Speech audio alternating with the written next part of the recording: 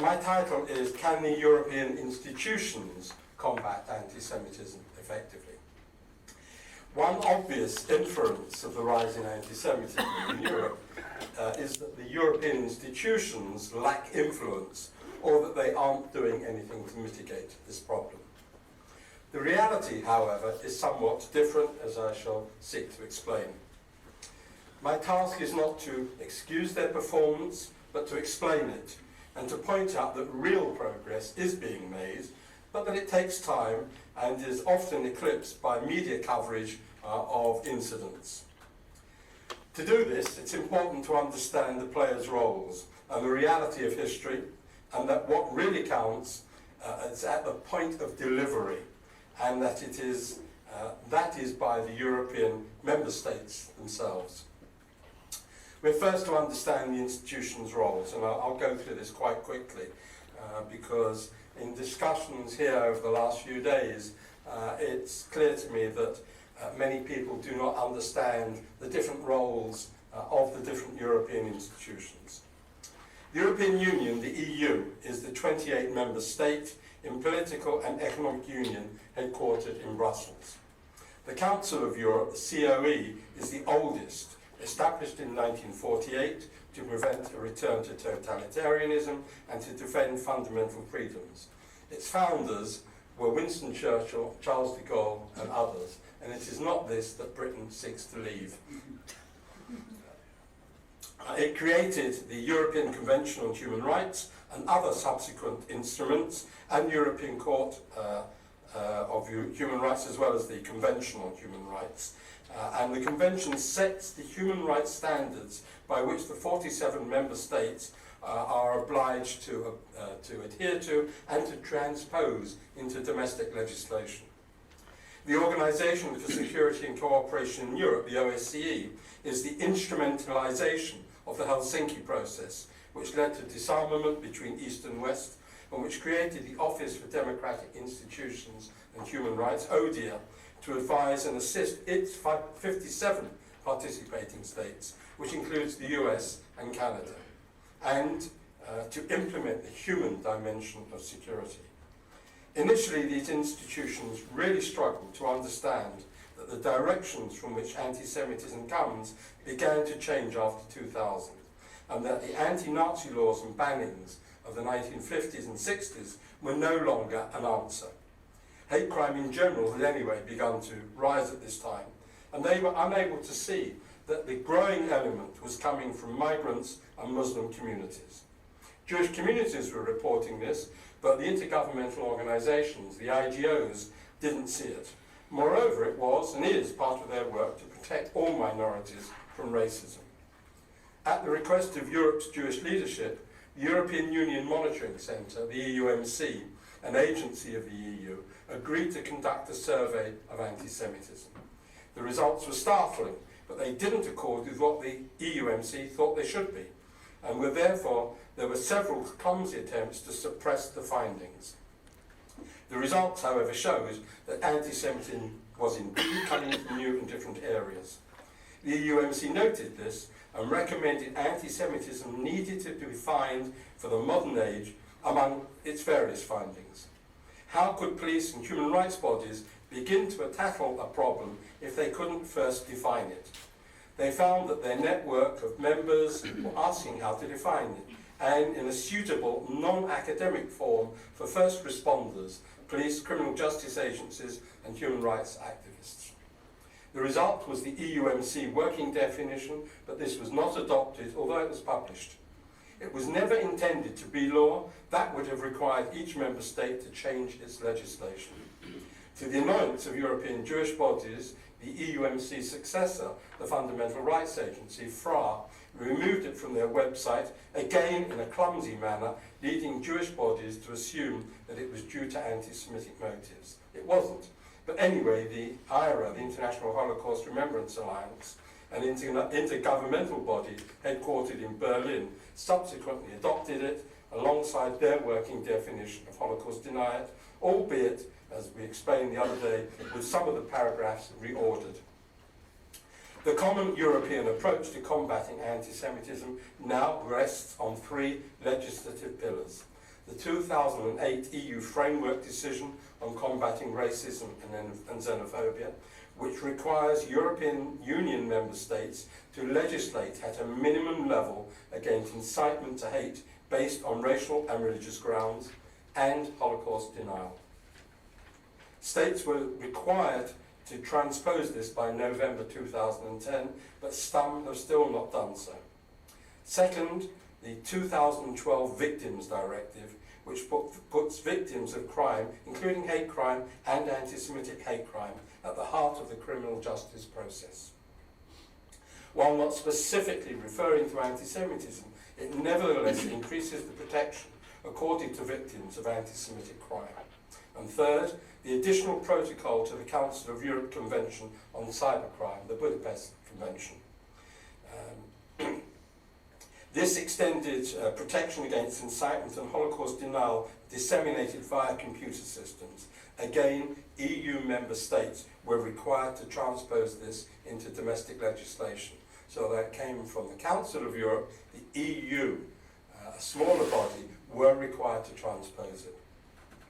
A further protection is provided by the judgments of the European Court of Human Rights, which EU and COE member states are required to take notice of in their national jurisdictions. Over the years, it has upheld judgments against the publishers of anti-Semitic material deemed criminal, as well as several cases against Holocaust deniers, and has thereby established valuable case history. Among the latest cases was that against the French activist Dieudonné Mbala, who publicly mocks Jews and Israel and thereby incites anti-Semitic hatred, and who French courts have convicted and imprisoned on several occasions.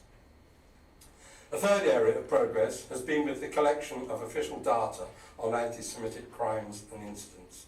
Without data, of course, it's much more difficult for the IGOs to analyse anti-Semitism or to formulate counter-strategies. Despite all the training given to European police and prosecution services, fewer than half the EU and OSCE states collect official data on hate crime, although more do so every year. But those that do so do it in a form that makes comparability difficult. Some record police charges, others prosecutions, and yet other convictions. We have to also remember that 8 states joined the EU after 2004 in the enlargement process, and that 7 of these came from the Soviet bloc. Therefore, they have had to renew much of their domestic legislation in order to accord with EU legislation. In some states, collecting any data on hate crime, let alone data disaggregated by protected characteristics, in our case race or religion, faces constitutional and political barriers. In others, the management of policing falls to local authorities who have neither the understanding, knowledge nor resource to monitor hate crime adequately. And in yet others, states face problems which they believe are more important to deal with. It's worth noting also that the exercise of internal security and justice matters belongs to the member states and not to the European institutions. So it's down to the local police, the local judiciary, the local prosecution service to exercise these laws. In some states, particularly those former Soviet bloc states that joined in 2004, the requirement to protect citizens' human rights and to recognise and record any hate crime as an aggravating feature of crime poses difficulties. But the pressure is really on them now to do so. Training is provided by the OSCE Tackle and PACT programmes, recently augmented by 2 others. Council of Europe funded programmes to assist these accession states with building criminal justice and criminal data monitoring systems that meet European standards. And by way of an example, I would mention that a policeman with whom I work quite closely goes backwards and forwards to Georgia together with a British civil servant, and they are building Georgia a new criminal justice system and a data recording system from scratch. And they're doing other countries as well, but Georgia is the one they're going backwards and forwards to regularly. The second system is the European Commission funded Facing All the Facts programme, which is a police civil society collaboration, and this is an important note, between CST, the Belgian Jewish CEGI, CIDI, the Dutch Jewish Monitoring Agency, and 3 national police agencies. The National Police Chiefs Council in the UK, OSCAD in Italy, which is Carabinieri-led, that is based in the Ministry of the Interior, and the National University of Public Service in Hungary, which is the training academy for Hungarian police officers. So here you have one of those examples of collaboration between police, between government and civil society, which many of the declarations have called for over the years. To further address the data deficit, FRA has carried out 2 large-scale surveys of perceptions of anti-Semitism. And again, these have been mentioned, so I won't go into the results in detail, except to say that the first covered 8 countries where over 90% of European Jews reside. The results were shocking, and in both 2012 and in 2018, last year, the second survey, the majority of respondents stated that anti-Semitism is a major problem in the country where they live, and that it is getting worse.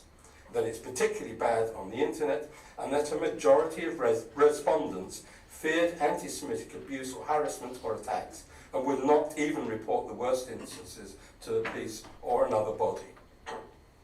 The third large-scale survey, the Eurobarometer Special Report on Anti-Semitism, published in January this year, examined views on Jews and anti-Semitism across all 28 member states.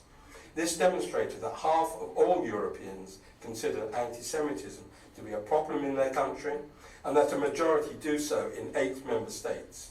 Around 19% stated they had friends or acquaintances who were Jewish, and 36% believed that anti-Semitism had worsened in their country. Holocaust denial is considered the most pernicious problem, followed by anti-Semitism on the internet. However, 68% of Europeans feel that people are not well informed about Jews, and 36% believe that anti-Semitism has worsened. Over 54% believe that conflict in the Middle East have an influence in the way that Jews are perceived in their country. So, the EU needed to take political action, as did the other agencies, and to legislate. But there was no mandate to do so on a continental basis until the 2007 Lisbon Treaty, which established the European Community as a political body. This noted that member states had the obligation to promote legislation against social exclusion and discrimination, and to ensure justice and protection for all citizens.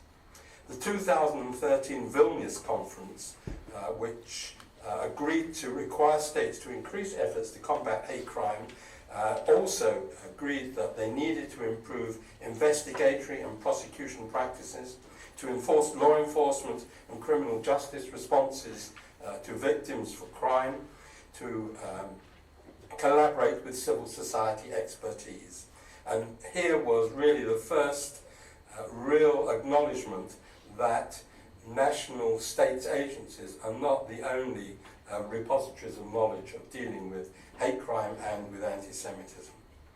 Much of what has followed within the EU now was a consequence of this large symposium organised by FRA on behalf of the Council of the European Union, which is its highest body.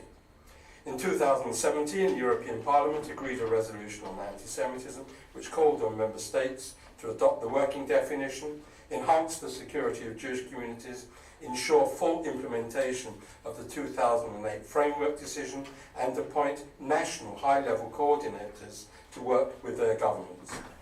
To give power to these decisions, the EU appointed its coordinator for combating anti-Semitism 2015, that's Katrina, and several states have now also appointed high-level envoys charged with improving their country's performance. In 2018, it agreed 2 further important initiatives. The first was the establishment of the high-level group on combating racism and charged with countering online incitement, and improving data collection of incidents and crimes. And the second brought police and criminal justice representatives together with civil society experts to exchange best practice and institute training, which can be cascaded down through police forces. The December 2018 EU Council Declaration on Anti-Semitism marks the most recent initiative, and I won't go into any of the detail because Katerina went into it the other night.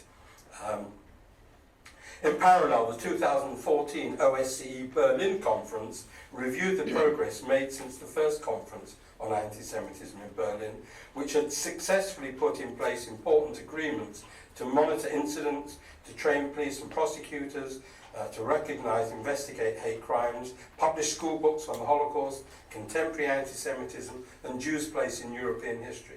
It also appointed a personal representative of the chairman in office, who has carried out country inspections with OSCE advisors on countering anti-Semitism. In the wake of the anti-Jewish terror attacks in France, Belgium and Denmark, the OSCE also put together the Words into Action programme, which promotes major education initiatives in partnership with UNESCO, promotes interfaith working and security guidance for police and local Jewish communities.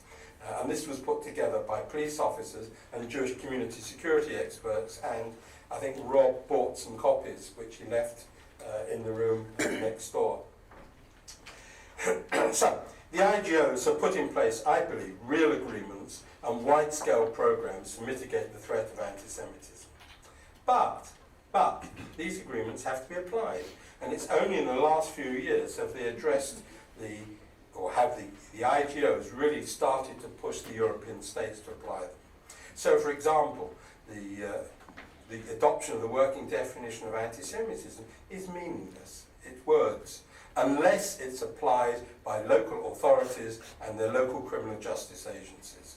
In the UK, for example, we now have 160 local authorities, municipalities, town councils and so on, that have adopted it.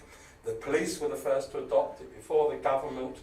The prosecution services adopted it, and now the judiciary have adopted it as well. It's in the judges' bench book, which is guidance given to judges on how they apply the law. Obviously can't be told what the law is, they're expected to know that, but guidance is given to them on an annual basis on how to apply the law. So I don't think the institutions, the IGOs, lack commitment. The real issue is about how governments apply the agreements they've entered into, and in building capacity to do so at a national and local level.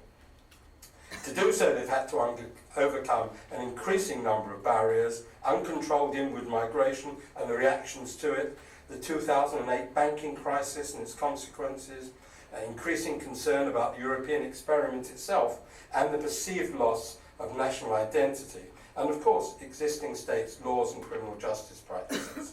I think I will leave it there because I've more or less come to the end. I had to exclude some elements of what I wanted to impart, but I'll leave it there. Thank you.